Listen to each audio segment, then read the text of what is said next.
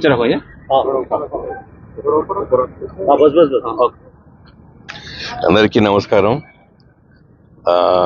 ఏదైతే ఎక్స్పెక్ట్ చేసినామో దానికంటే చాలా గొప్పగా గెలిచారు బీజేపీ అభ్యర్థి కొండ విశ్వేశ్వర రెడ్డి.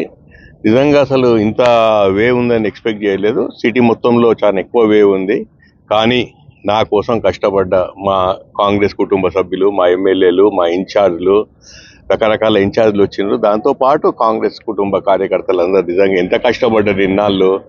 ప్రతిదీ ఏది కూడా వదలకుండా అన్ని విధాలు అన్ని సాయశక్తుల కష్టపడ్డారు. దాని తర్వాత వచ్చిన ఫలితం ఇది.